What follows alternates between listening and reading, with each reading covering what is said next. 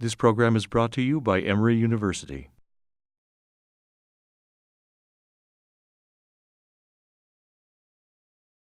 My name is Hyunah Yang. I'm a professor at School of Law, Seoul National University. I was a founding president of Korean Research Association of Gender and Law, which became a nationwide organization now. And I am also a director of Center for Public Interest and Human Rights Law at SNU. I served as a commissioner of National Human Rights Commission of South Korea. Before vulnerability theory, I have involved in the feminist and legal theory workshop back in New York.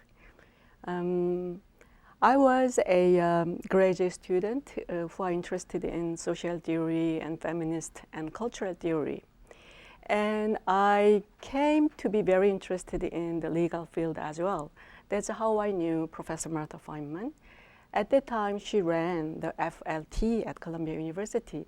She even gave me the opportunity to present a presentation paper about feminist theory. And then after I becoming a law professor at SNU, I was the first female professor in our 100 years of history of SNU law. So I returned to Atlanta at Emory Law School some 12 years ago here. And Martha Feynman began the vulnerability and human condition workshop from there. Well, at first, let me confess, I really didn't expect that. So the opportunity just came to me as if they called me. So your dissertation is about feminist jurisprudence in Korean family law, which dealt with historical traces of the law and colonialism of the law, as well as very strong criticism about patriarchal side of that law. So my school really welcomed me. So you are the very few scholars who have dealt with feminist jurisprudence. But you know what? Professor Feynman was really supportive to write all this feminist jurisprudence, which means feminist legal theory aspect. So she also invited me to the legal community, I think. And of course, there are many, many challenges. The challenges sometimes is blessing as well for the brave mind.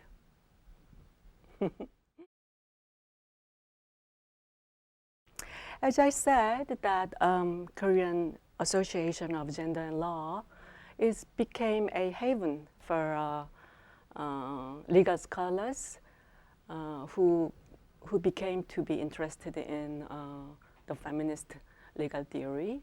That's the first thing. The other thing is during 1990s and then 2000 era, there are many, many legislative efforts, for example, in family law and discrimination law and maternity law. So in a very practical level, the court and many other NGOs and governmental bodies really need gender perspective in amending the law or legislating the law. So that's how the gender and law field is settled now in our society. So I think I'm proud to say that the feminist legal theory and legal studies are really a huge vehicle to change our society, look it differently.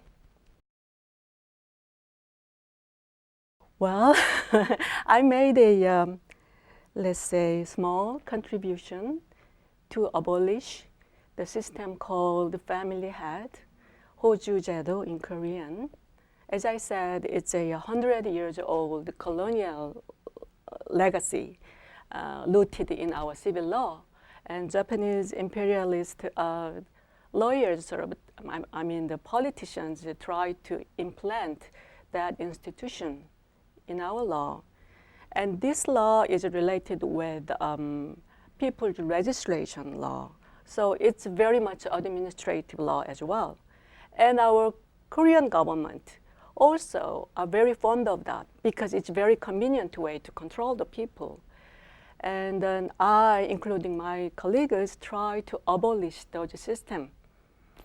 And it was like moving a mountain. Many people said it's impossible.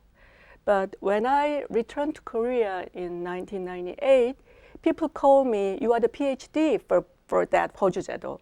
I'm not the PhD for that hojujedo, but that's why I became famous. I presented many papers at that scene.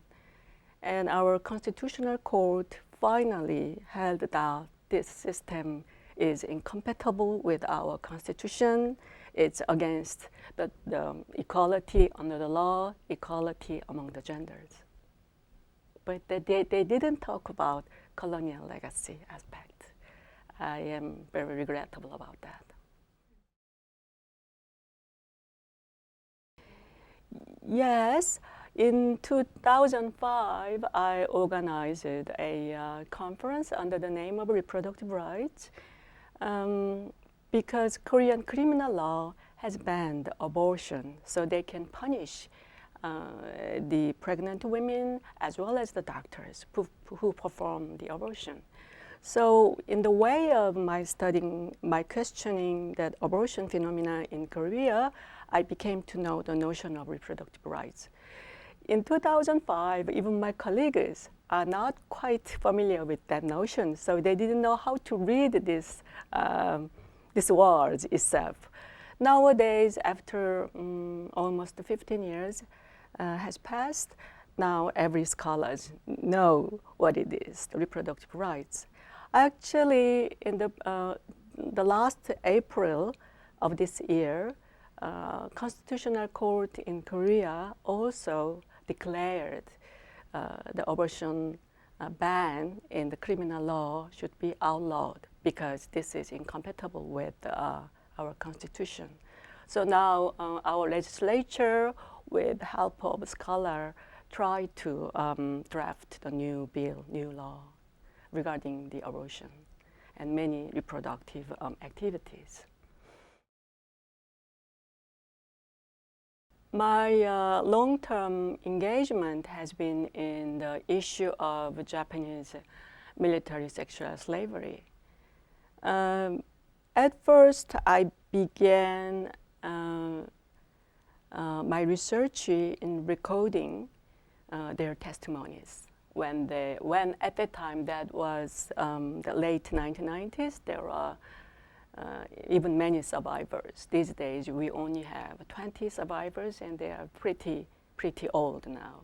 At that time, they were old too, but I began researching testimonies and really think hard about how to represent their testimonies, their victimhood, and so on and so forth. Their victims, as well as their survivors.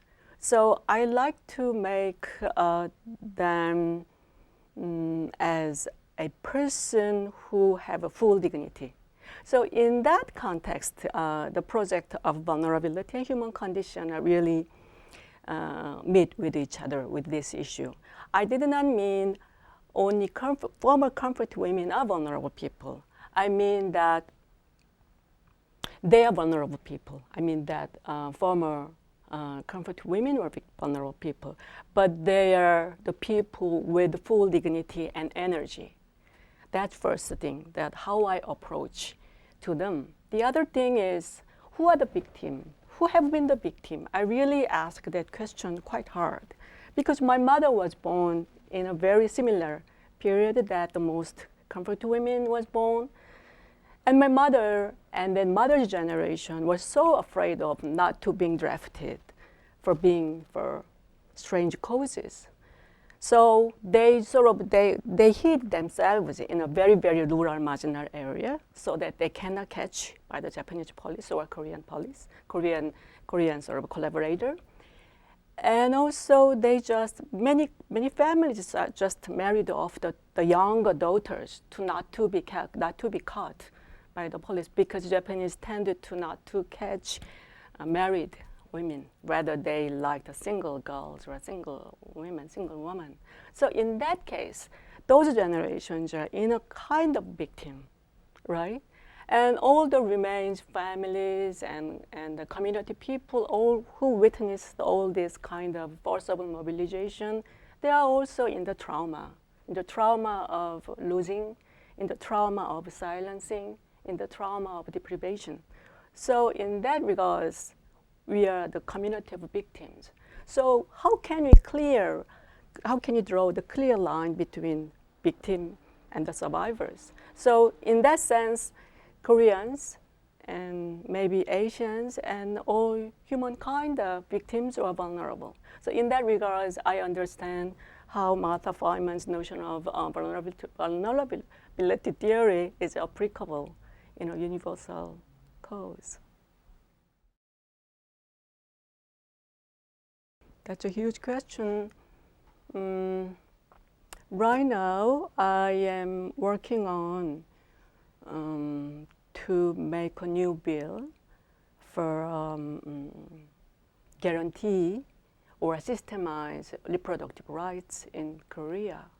So not only vulnerable fetus or vulnerable child, as our states have said, but also many adult women and men, married or single or heterosexual or homosexual, can sort of can live under the base of reproductive rights and reproductive justice. That means that our citizens also should respect with each other.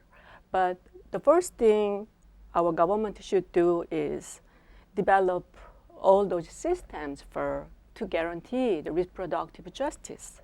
For example, you cannot imagine how unmarried single woman in Korea cannot have the baby, right?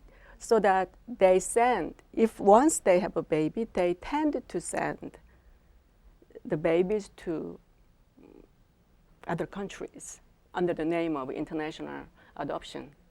So that kind of practice is really shameful in our country, and so that we have to promote the diverse and different families. Also, that could be the way to promote reproductive justice for everybody. And also, that also could promote the value of femininity, value of caring with each other, because our society has been so competitive and it became very individualist society as if that is our final goal. So, but that is not a very good thing to our society. So in that way, I could make some contribution or some change over the world. Yeah. Well, Emory, especially FLT or BHC now, is very good hub for the many different feminist scholars. I found the community of FLT became more and more diverse. Diverse not in terms of national or ethnical background, but also their research interest became quite diverse and varied. I like that aspect very much. Maybe under the umbrella of BHC, so many different issues can be sort of accommodate. So it's a very good thing. And also, I found Atlanta became more attractive than 12 years ago. The trees grow taller, and it's really rare to have so many trees and even woods within the city. So I like that aspect very much. And also, people in Atlanta seems little relaxed to compare to other urban area. That's also very good thing. And the cultural scene, especially live music, is also very active. So there are many reasons to come here. And I will continue to make exchange with scholars, not only at the law school, but also other discipline. Yeah, so let's continue to have a dialogue between SNU and Emory University.